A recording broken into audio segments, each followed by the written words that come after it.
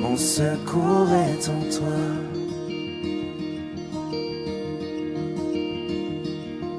Je lève les yeux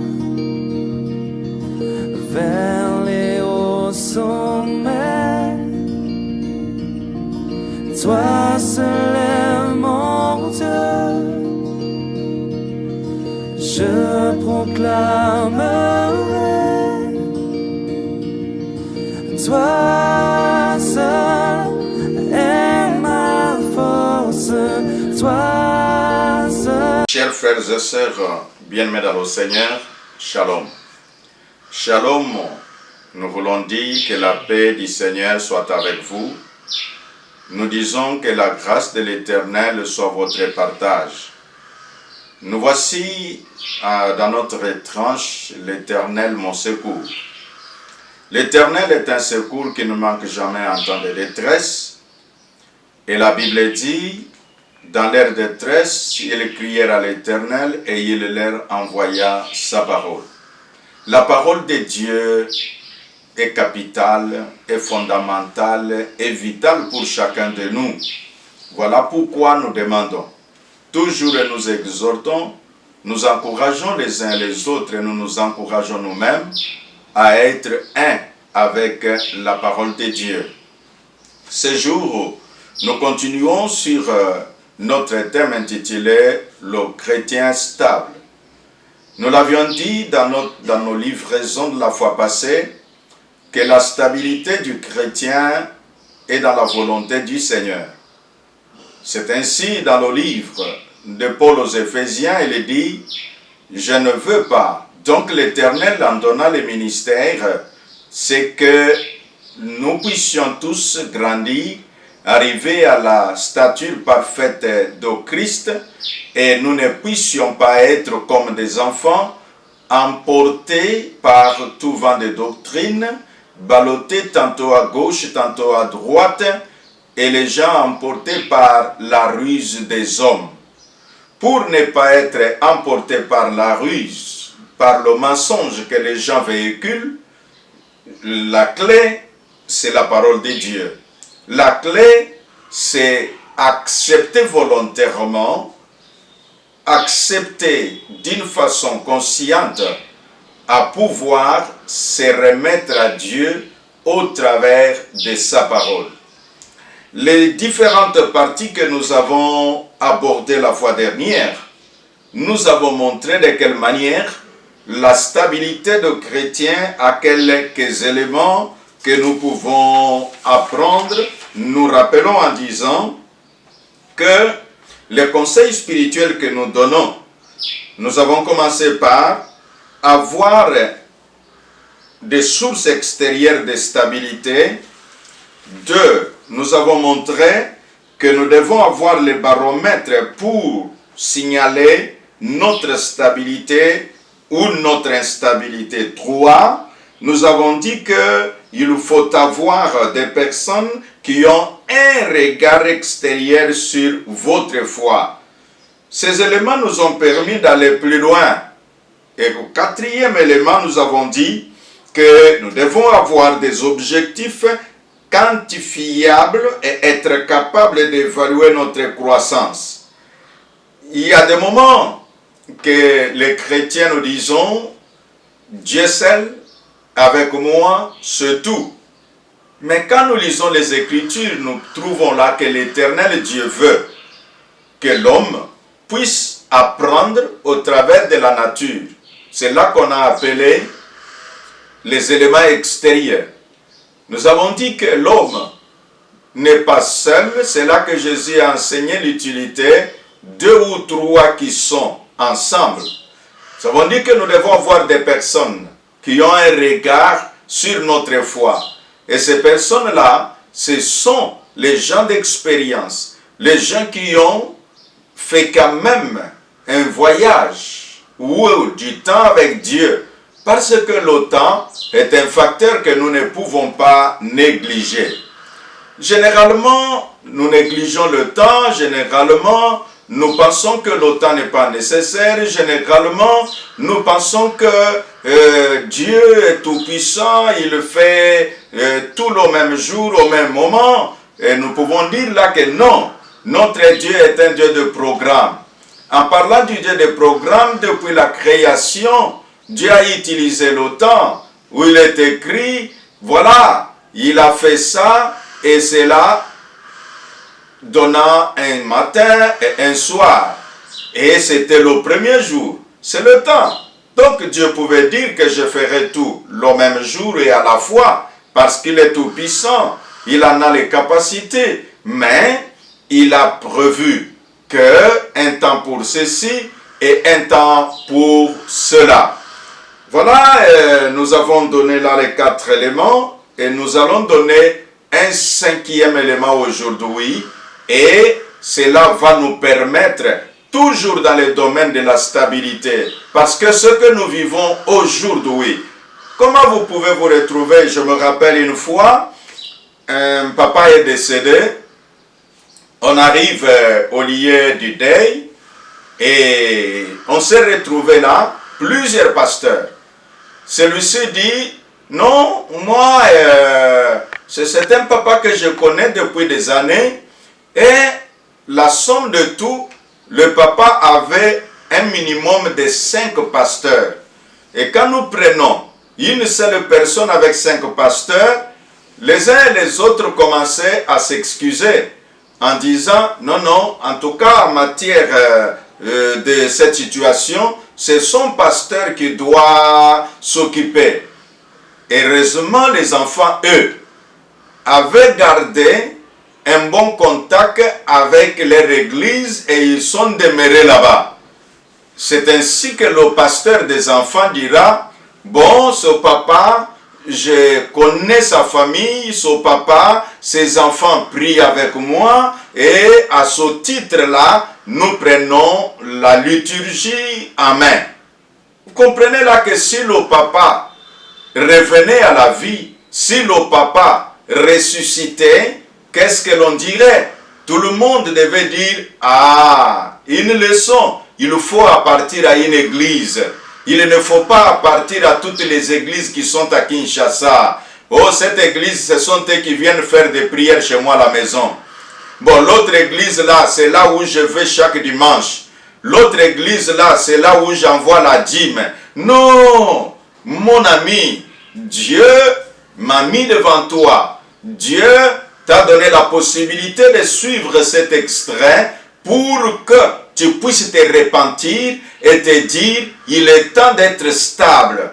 Donc la stabilité spirituelle se manifeste par rapport à la manière dont nous nous comportons, ce n'est pas par rapport à notre propre conscience. Que signifie notre propre conscience? Notre propre conscience, c'est ce que nous dicte notre cœur. Que je vais là où mon esprit me dit d'aller. Non, non.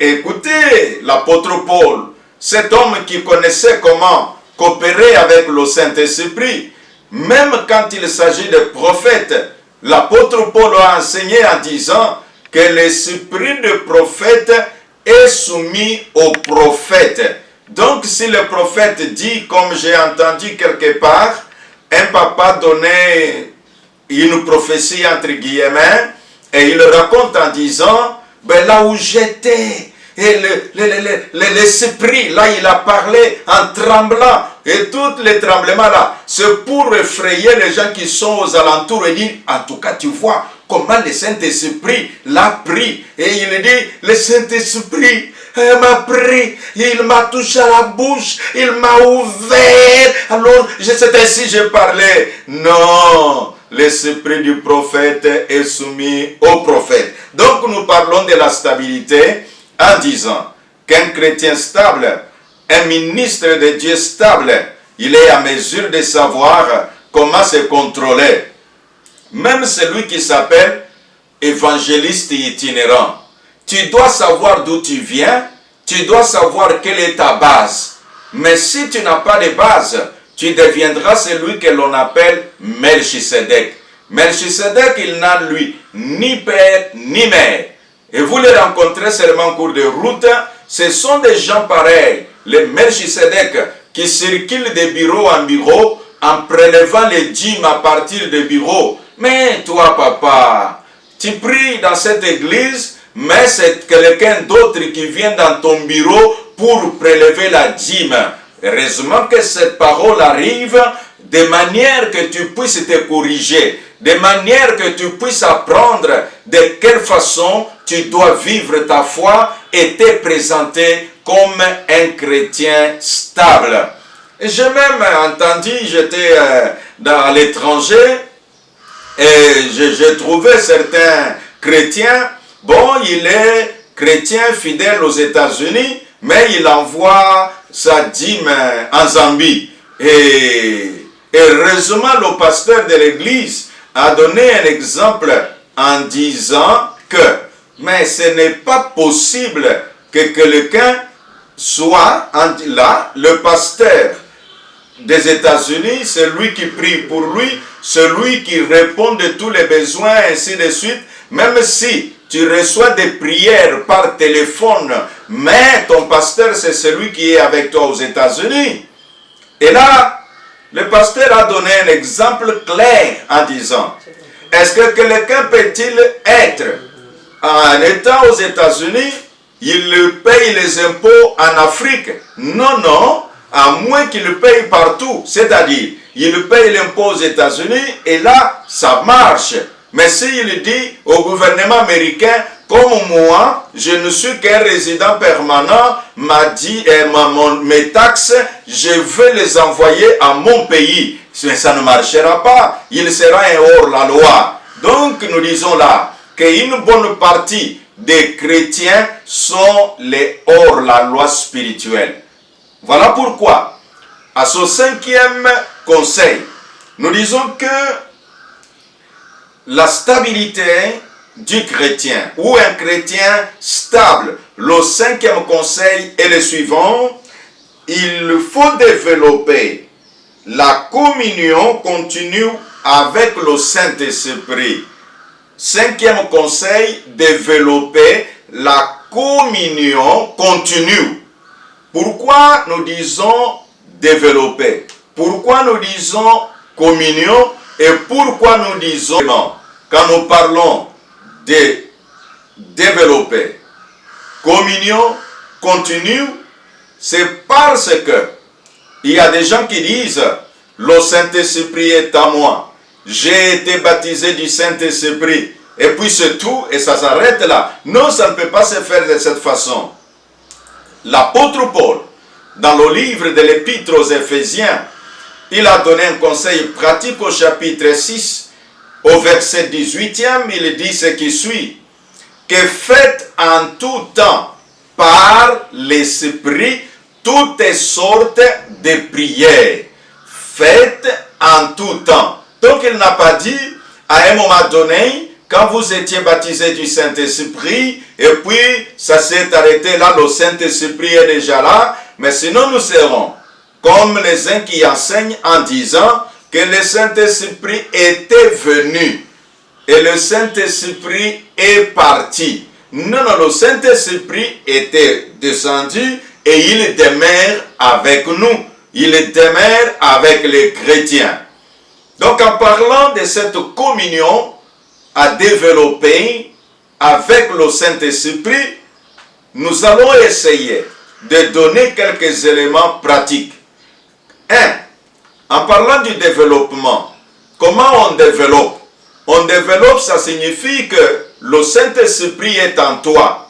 Maintenant, journalièrement, quotidiennement, chaque moment possible, tu es en communion avec lui et alors, là tu grandis.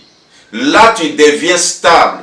Mais si tu te fies juste à une expérience arrivée, tu es chrétien, ça fait 5 ans, tu es chrétien, ça fait 20 ans, et tu dis toujours, au cas, j'étais à Bandundu, un homme de Dieu était venu, il avait prêché, et j'étais baptisé du Saint-Esprit. C'est tout ce que tu gardes comme histoire, mais dans la vie de chaque jour, tu n'as pas la communion avec lui.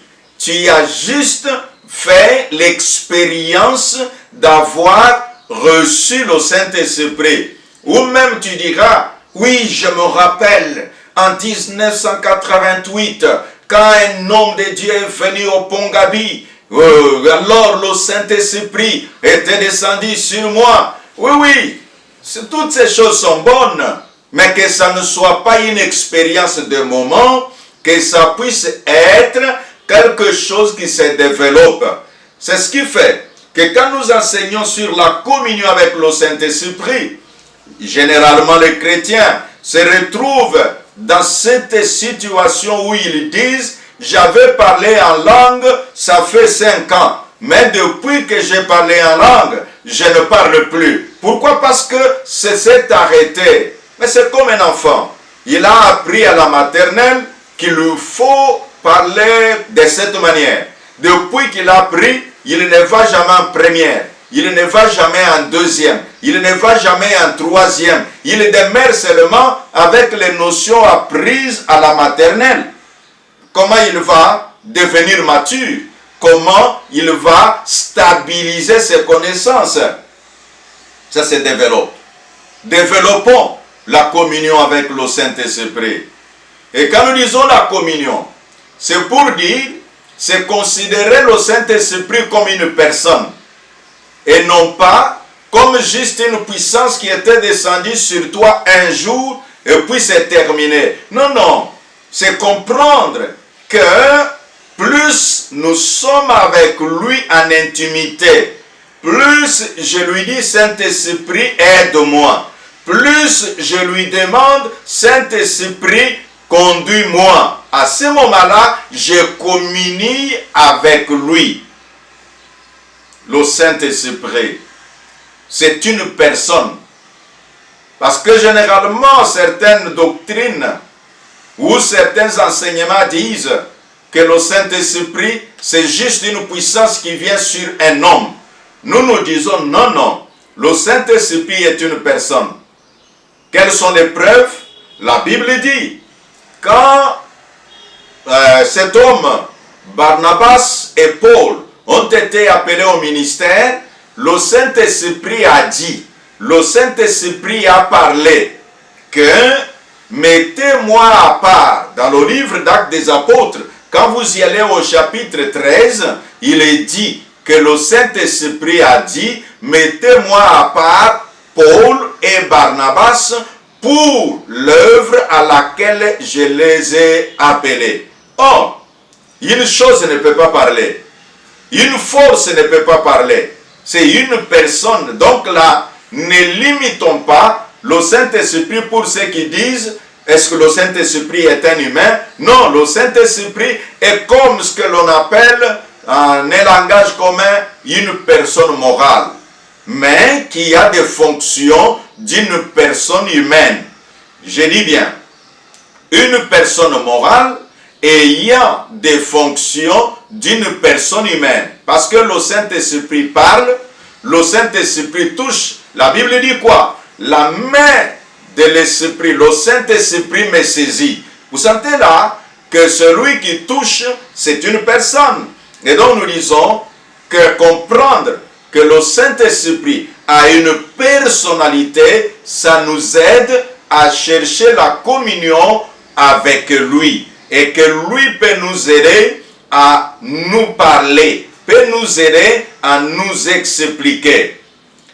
Dans cet aspect, comme nous avons dit, les 3 mots qui sont dits dans cette étape, développer la communion et puis avec le Saint-Esprit, comment on peut la développer? Cette communion se développe quand on se laisse conduire par lui. Il est écrit dans le livre de Paul aux Romains que ceux qui sont conduits par l'Esprit de Dieu sont fils de Dieu. Le Saint-Esprit, quand nous disons il nous conduit, ça signifie qu'il nous montre des choses à faire, qu'il nous donne des directives. Comment est-ce que le Saint-Esprit donne des directives? Un exemple. L'apôtre Paul devait aller à une ville donnée, mais l'Esprit de Dieu lui dit, non, ne va pas dans cette ville-là, va, tu es attendu de tel côté. Voyez là, il est conduit.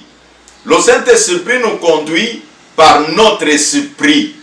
Parce que c'est là que les gens attendent, bon, peut-être je vais entendre une voix audible. Je ne refuse pas que le Saint-Esprit ne peut pas utiliser une voix audible, il peut le faire. Vous connaissez, à l'époque de Samuel, Samuel avait entendu une voix audible de quelqu'un qui l'appelait. Mais comme il n'était pas expérimenté de savoir comment Dieu parle, il est allé répondre auprès du sacrificateur Élie.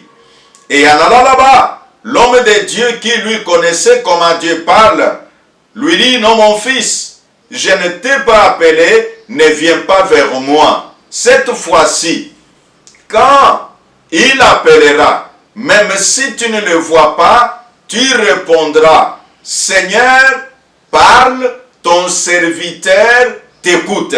Vous voyez là, il parle comme s'il parlait à un homme. Et il reçoit les directives de Dieu. Ceux qui sont conduits par le Saint-Esprit sont fils de Dieu. En disant que ceux qui sont conduits par le Saint-Esprit sont fils de Dieu, de quelle manière il nous conduit? C'est aussi par la voix intérieure. Beaucoup de gens ont désobéi à cette voix-là. Je vais donner un petit exemple d'un pasteur au Canada. C'est un ami, il me raconte qu'il était en train de conduire. Arrivé à un point donné, il a senti à son intérieur une voix qui lui dit, à cet endroit-là, il peut y avoir un policier. Et il n'a pas obéi pour régulariser sa vitesse. Il a continué. Effectivement, il arrive et puis le policier l'arrête. Quand le policier l'arrête, il commence à secouer la tête. Le policier lui demande, pourquoi monsieur tu secoues la tête? Et lui répond, je secoue la tête parce que quelque chose m'avait dit dans mon cœur qu'il y a un policier là-bas, mais je n'ai pas cru à cela. Et le policier lui dit, monsieur, prochainement, si la chose là te dit que le policier est là au coin, écoute la chose là parce que je serai là. Pour dire, la chose dont lui parlait, c'est comme ça que nous disons souvent que bon, j'ai senti à moi. Je ne parle pas des sentiments du corps, mais je parle d'une sensation spirituelle. Pour développer cette sensibilité, c'est quand on écoute le Saint-Esprit. Nous disons développer la communion. Comment on développe? C'est quand il te conduit aujourd'hui, tu obéis à la directive qu'il te donne. Demain, il te conduit, tu obéis également à cette directive-là. Le lendemain, il te conduit et tu continues à obéir. Parce que tu vas continuer d'obéir, oui, là, ce qui arrivera est que tu seras habitué. C'est comme qui dirait, il y a des gens qui touchent les dollars chaque jour. Dès qu'un dollar arrive entre ses mains, juste en touchant, il peut vous dire, non, non, non, non, ces dollars ici, je ne les vois pas bien. Et si vous mettez à la machine aussi va refouler. Pourquoi? Juste parce qu'il est habitué à ça. Parce qu'il est habitué à les toucher. Donc si tu t'habitues à écouter la voix de l'Esprit, à obéir à cette voix-là, c'est ça le développement qu'elle était en train de préparer sans en elle comme quelque chose, parce que c'est ça le langage qu'on utilise.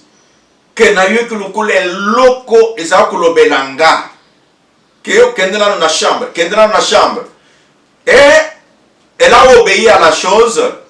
Et puis, elle arrive, elle se retrouve que dans la chambre des enfants, le bébé qu'il avait laissé au lit d'étage où il était presque à plus d'un mètre et le bébé était prêt à tomber. Et immédiatement, il l'a pris, il a dit, si j'aurais fait seulement 1 minute, le bébé serait par terre. Ce qui pouvait en résulter, c'était de la catastrophe. Soit le bébé pouvait se fracturer, ou même il peut tomber sur quelque chose de dangereux et lui prendre la vie, parce qu'elle a obéi.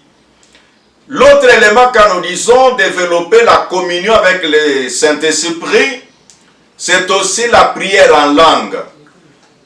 N'écoutons pas les gens qui sont devenus des apostats, les gens qui ne croient pas en la parole de Dieu, qui disent, et le parler en langue même, est-ce que c'est seulement ce que tous les gens là? C'est vrai, la Bible dit que là où il y a la bonne semence, il y a aussi l'ivraie qui peut se mélanger.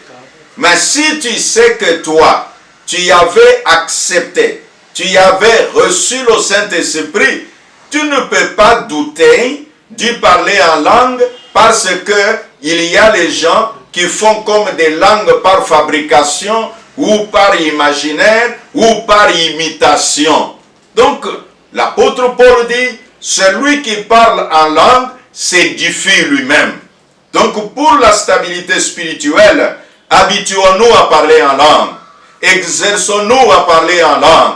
Prions en langue autant des heures que possible. Plus nous serons édifiés nous-mêmes et aussi nous serons capables d'édifier les autres. Et du reste, la Bible dit, celui qui parle en langue ne se parle pas à lui-même, il parle à Dieu, les mystères de l'Esprit. Donc tu n'as pas besoin de comprendre ce que tu dis, à moins que l'Éternel t'en donne l'interprétation. Ça, c'est l'exercice du don de l'Esprit. Mais sinon, parle la langue. Exerce-toi par la foi. Même si tu n'entends pas, tu ne comprends pas ce que tu dis, parle la langue. Continue de cette façon-là. Et le Saint-Esprit va communier avec ton esprit, va communier avec ton âme, et il y aura des choses merveilleuses. Et troisième élément, pour clôturer notre tranche d'aujourd'hui, c'est aussi, comme il est écrit, que la parole de Dieu est inspirée. Développer la communion avec le Saint-Esprit, c'est aussi développer la façon de prier par la parole de Dieu. Tu utilises la parole de Dieu. La Bible déclare que la parole est efficace, la parole est puissante, la parole est crée. Donc tu utilises la parole. Comment on utilise la parole? Tu dis ce que Dieu a dit dans sa Bible. C'est ça, utiliser la parole. Tu dis ce que Dieu a promis. Alors là, ça fait comme qui dirait renvoyer la parole auprès du Créateur. Qu'est-ce qui se passera? Parce que tu as sorti la parole, Dieu avait déjà dit que toute parole sortie de ma bouche ne retournera pas à moi sans avoir accompli ma volonté et sans avoir exécuté la mission pour laquelle je l'envoie. Donc chaque parole de l'Écriture a une mission. Pendant que toi tu la prononces, tu l'envoies. Pendant que toi tu la prononces, elle va exécuter la mission. Et Jésus a dit, quand vous priez, dites, notre Père qui est aux cieux, que ta volonté soit faite sur la terre comme au ciel. Donc pendant que tu prononces la parole de Dieu, tu es en train de développer cette communion-là. Donc développons la communion avec le Saint-Esprit, ça va contribuer à notre stabilité. Nous ne serons pas des enfants ballottés tantôt ici, tantôt là-bas. Donc cette émission vous a plu, ne manquez pas de nous contacter, ne manquez pas de vous abonner, ne manquez pas de faire abonner tous les vôtres. Suivez-nous à la télévision, suivez-nous sur YouTube et aussi suivez-nous sur Facebook. Que l'Éternel Dieu, le Dieu de l'évêque Jiba, le Dieu de la stabilité, soit avec vous et qu'il vous bénisse et qu'il vous garde au nom de Jésus. nous avons ainsi prononcé ces paroles. Amen. Mon secours est en toi.